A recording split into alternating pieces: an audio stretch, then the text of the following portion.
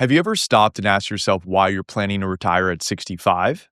Not why other people are planning to retire at 65, but why you are? Because here's the truth that a lot of people miss. 65 isn't the optimal retirement age. It's just the default that our system has created. It's a number built around Social Security and Medicare, not around your health, your goals, or the decade of life where you actually have the most energy and freedom. And for many of the high net worth families that we work with, waiting until 65 is actually the riskier choice. Riskier for your health, your happiness, and surprisingly, even for your long-term wealth. And meanwhile, retiring at 55, yes, 55, often leads to better outcomes. More freedom in your peak years, more control over taxes, and in many cases, more wealth in your 70s and 80s than if you worked an extra decade. So in this video, I'm going to break down why 62 and 65 became the standard retirement ages and why they shouldn't decide the best decade of your life. I'll show you how to build a lifestyle first plan to see if 55 is realistic, how to bridge the gap to Social Security and Medicare without any penalties, and why early retirees often end up in better financial shape than those who wait. Stick around until the end because the gap between 55 and 65 isn't just 10 years, because for many people, it's the decade of life where you're at your absolute best and the decade that most people just accidentally work through. My name is Brandon Clark. I'm a certified financial planner and certified private wealth advisor, and my goal is to help you maximize your retirement. So let's get into it. So let's start with why 62 and 65 became the retirement ages. So here's something that most people never think about. A lot of people don't choose their retirement age intentionally. Most people pick 62 or 65 simply because those are the ages tied to government programs. 62 is the earliest that you can claim Social Security, and 65 is when Medicare kicks in. But none of that answers the much more important question: what retirement age gives you the best life? It almost goes without saying, but I'll say it anyways. We work with a lot of high-performing executives who genuinely love what they do. So if you're healthy and your career still gives you real fulfillment, then yes, continuing to work can absolutely make sense. But the key is this: when you're in your 50s, you should work because it adds meaning to your life, not just because it adds another paycheck. And that distinction really matters because researchers like Michael Kitces break retirement into 3 phases that show you how your lifestyle and spending actually evolve over time. First is the go-go years, your high energy, high travel, big experience decade. Then there's the slow go years. Life slows down, your energy dips. Domestic travel potentially replaces international travel. And then there's the no-go years. Your world naturally becomes smaller with an increase in healthcare costs. And this creates what Michael Kitces calls the retirement spending smile. Big spending early, declining in the middle, with a small bump at the end. Now let me show you how this actually plays out in real life. So scenario A, retiring at 55, those go-go years. Let's say you're 56, you still have the knees, lungs, and the energy to take the big trips, the real bucket list ones. So Italy, Iceland, Japan, Patagonia. You're skiing, you're hiking, you're exploring. Your body at this stage says, let's go, we can do it. Now, besides just the travel component, you'll be able to run around with, let's say, your grandkids and not just watch from the sidelines. Essentially, these are the golden years of retirement. Now, scenario B, retiring around 65. Slow-go years can potentially begin. Now, even though the slow-go years usually don't show up until your 70s, retiring at 65 means you're only giving yourself a few true go-go years, when you could have had a full decade or more. Now, you finally have the time, but the trips start to look a little different. You can still travel, even internationally, just not quite the way that you had pictured. And slowly, Bordeaux becomes Napa, Switzerland becomes Colorado, and Patagonia becomes Arizona. At the end of the trip, your recovery takes days instead of hours. Flights feel longer, and your flexibility refuses to negotiate. A client recently told me, Brandon, everyone always said, when you're in your 50s, those are the new 40s. Your 60s are the new 50s. But when you're 70, you start to feel 70. And then there's scenario C, the no-go years. This is typically late 70s and beyond. Now, of course, people are staying healthier for longer, and all of these stages are, of course, impacted by your own individualized health. But typically, by your late 70s, travel usually slows pretty dramatically. Your world pulls closer to home, and comfort starts to outrank adventure. Point being, Kitces' research makes one thing very clear. Your go-go decade, roughly late 50s to early 70s, is priceless, and you only get it once. So let's look at the hidden cost of working to 65. This is the part that almost nobody talks about. When you work until 65 because it feels safer, you're not just working extra years. What you're doing is you're trading. You're trading for more stress, more wear on your health, more of your peak mobility, more time with maybe aging parents, more time with your grandkids or your spouse. And what do you get in return? Well, often money that you'll never really spend. A client of mine, an aerospace and defense manager, told me that he had planned to work until 65. But when we ran the actual numbers, we found that he could retire at 58 without giving up a single part of his dream retirement. He paused. He looked at me and he said, "You're telling me that I was about to trade 7 years of my life in the workforce for money that I'm probably just going to leave to my kids anyways?" What did he do? Well, he retired the very next month. And this is the problem that people overlook.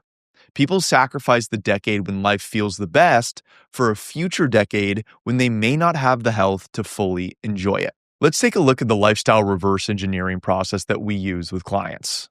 Most retirement planning starts with a number. Here's what you need to save. Here's what your withdrawal rate is. Here's your target portfolio size. Well, lifestyle reverse engineering flips all of that upside down. What you end up starting with is not the math. We start first with your life priorities. Ultimately, what is your why to life? So step one, build your lifestyle blueprint.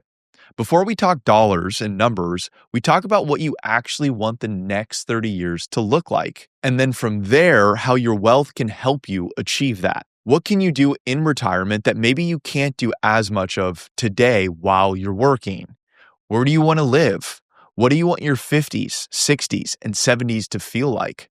What trips matter the most to you? Are you a golfer, a hiker? Do you love wine? Are you an RV traveler, a beach person? Do you want to support charities, help adult children, fun education for your grandkids? Well, your lifestyle is the starting point. The spreadsheets and the modeling, all of that comes later. Now, step two, attach real price tags. Once we figure out what matters the most to you, we can quantify and calculate what it costs today, adjusted for inflation over time. Not guesses, not rules of thumb, actual research. Travel, hotels, flights, dining, healthcare, memberships, entertainment, housing, activities, all of those get put together. And this becomes your real retirement budget, not something just pulled out of thin air. Now, step three is to purge the cost of working. Most people are shocked when they see how expensive it is just to have a job. Commuting to work, gas, parking, clothes, dry cleaning, those business lunches, convenience spending, childcare support, all that work tax essentially disappears the moment you retire. And for many high income earners, that can be $2,000 to potentially $5,000 a month in expenses that you can either eliminate or finally put towards the priorities that actually enhance your life. Now, Kitces' research shows that retirement spending declines by about 1.5% per year. And not because you're restricting yourself, but because life changes. Well, you travel less, you choose simpler activities, you downsize naturally, you eat out a little less, your rhythm slows. Essentially, your most expensive decade is your go-go decade, not your entire retirement. And when going through your retirement plan, it needs to reflect that for true accuracy. Before we dive into how to build a retirement plan that can help you retire around 55, if you're wondering how to map out your own path, you can use the link in the description to schedule a free discovery call and learn more about our team's profit process. No sales tactics, no surface level conversation, just a thoughtful discussion about your long-term retirement vision and whether we can help. So let's first start with the basics of a real example of how you can structure an early retirement. We had a Boeing engineer client with roughly $550,000 in his taxable brokerage account. He retired at 56 and lived entirely off of that account for the first 4 years, so he essentially didn't touch his IRA once. And those IRA-free years created a massive opportunity for strategic Roth conversions later, shrinking his future RMDs, reducing his lifetime tax bill and giving him more flexibility in his 60s and 70s than working until 65 ever would have. Now, lifestyle reverse mapping replaces fear with clarity and shows many families that they are far closer to early retirement than they may think. So how do you build the 55, 62 to 65 income bridge? Once people see that 55 is actually possible, the next question is always the same. How do I fund those years before Social Security and Medicare kick in without any penalties? So the first option is your taxable brokerage account, what we call the early retirement workhorse. This is your most flexible asset. There are no penalties, just capital gains treatment on the gains once you sell the positions. And you have essentially full access from day one. It's the perfect account to support your early years while your IRAs continue to grow and you take advantage of lower tax brackets for Roth conversions, potentially in your early 60s, so a few years after you retire. This is exactly how our Boeing engineer funded his first 4 years, and it ended up changing the trajectory of his entire retirement. The next option is the rule of 55, and it's one of the most underused tools in early retirement planning. If you leave your employer in the year that you turn 55 or later, you can take a penalty-free withdrawal from your 401k plan. And here's the part that almost nobody knows. You can take a one-time penalty-free withdrawal out of the 401k, meaning that 10% penalty does not apply. And then from there, you can either keep the funds in the 401k or roll the rest over into an IRA, which can create more flexibility. And whether you're at companies like Boeing or Lockheed Martin, Amazon or Google, or even a healthcare giant like Johnson & Johnson, essentially those big employers with strong 401k plans, the rule of 55 can be a game changer if your plan allows for it. And a lot of people think that their money is locked up until 59 and a half for their retirement accounts, and that's just not the case. Which brings me to another penalty-free option called the 72T distributions, also called substantially equal periodic payments. Besides the rule of 55, this is one of the only legitimate ways to access retirement money early without paying the 10% penalty. It allows you to pull from an IRA before 59 and a half, as long as you follow a strict, consistent withdrawal schedule. We typically use 72T for clients who retire in their late 40s or 50s, have most of their wealth inside their retirement accounts or old 401k, and they need predictable income to bridge the gap until 59 and a half or Social Security. For this type of an approach, it's definitely something I wouldn't advise DIYing because the rules are pretty strict, but when structured correctly, it can safely bridge 5 to 10 years of early retirement. There are basically 3 ways to calculate the 72T payments. The first one is the RMD method. It's the smallest withdrawal amount. It's recalculated every year, and it's probably the most conservative and flexible option. The second is the fixed amortization. Higher fixed annual withdrawals. It's based on the account balance, the life expectancy, and an IRS interest rate, and it's the same amount every year. Lastly, the fixed annuitization. Another fixed annual payment uses an annuity-style life expectancy formula, and it usually is similar to the amortization. And once you know how to safely access your retirement accounts early, the real opportunity begins. Because those early retirement years often create a strategic income window. That's where Roth conversions can be done at far lower tax rate than those peak earning years or when RMDs eventually kick in. Let's dig a little deeper into the Roth conversion window, ultimately known as your golden years for tax planning. Those are roughly from 55 to 70. Your income usually drops pretty dramatically, and we call that the strategic income window. And with low income comes massive opportunity. Lower brackets for Roth conversions, lower IRMA exposure, and smaller future mandatory distributions. And also just more control over how your Social Security can be taxed. And this is why many early retirees end up wealthier in their later years, not poorer. They capture a decade of tax planning that a lot of workers miss entirely because of their earned income. Lastly, there's the concern around healthcare before 65, but it's solvable, predictable, and sometimes overestimated. Healthcare is one of the biggest psychological barriers to retiring before 65, but with the right planning, it's completely manageable. Most people wait until 65 simply because it's the status quo, or because they assume that private insurance is going to be egregiously expensive. But here's the truth.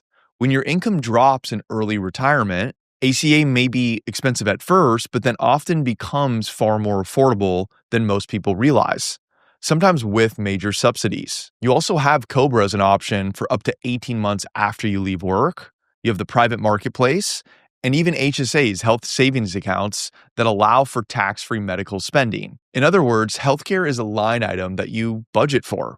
It's not a reason to chain yourself to a job that you're very ready to leave. And to make this process even easier, what we do is we connect our clients to pre-Medicare and Medicare insurance specialists who help evaluate plan options. They estimate real costs and make sure that healthcare doesn't become the thing that's holding you back from retiring when you actually want to. So once we map out your lifestyle and build your income bridge, we stress test everything. We look at how your plan holds up under certain types of negative scenarios. So market downturns, higher inflation, unexpected medical events, and big one-time expenses. But here's the key. Your plan doesn't need to be rigid. In fact, rigidity is what causes retirements to fail. What you want is a plan that bends, not breaks. And we call these your flexibility levers. Maybe you pick up 5 to 10 hours a week doing something that you genuinely enjoy, not because you need the money, but because it adds structure and purpose. And the money may be helpful. Maybe when the market pulls back, you swap an international trip for a domestic one temporarily. Or maybe you downsize if it aligns with your life, not as an act of desperation, but as a strategic choice. These small, intentional adjustments aren't weaknesses. They're actually superpowers depending on how you frame it. They're what allow your plan to stay strong, even when life throws us curveballs. And let's look at the 3 levers that early retirees get. When you retire at 55 and you do it strategically, you unlock advantages that simply don't exist for people working until 65. The first lever is the tax arbitrage. This might be one of the biggest. Your income drops, your tax bracket drops, and suddenly you have full control over those Roth conversions, over capital gains, and how much of your Social Security becomes taxable. You're playing offense, not defense in this phase. Lever 2, which is also very important, is geographic arbitrage. When you're working, you're tied to your employer. When you retire, you're not. A large number of our clients move from high-tax states like California or New York into low or no-income states like Nevada, Texas, or Florida. That move alone can effectively give you an instant raise on your investment income for the rest of your life. Then lever 3 is the time dividend. When you leave the workforce, you suddenly get back 40 to 50 hours a week. And early retirees use that time to get their time back, make better financial decisions, oversee rental properties, travel internationally, cook more at home, be more thoughtful consumers, ultimately live with purpose rather than exhaustion. And when you combine tax arbitrage, geographic flexibility, and the time dividend, early retirees often end up not just happier, but wealthier over the long term. If you're watching this and thinking, we've saved, we've done the right things over the years, but we don't actually know if retiring at 55 or 60 is smart or reckless, this is exactly where my team steps in.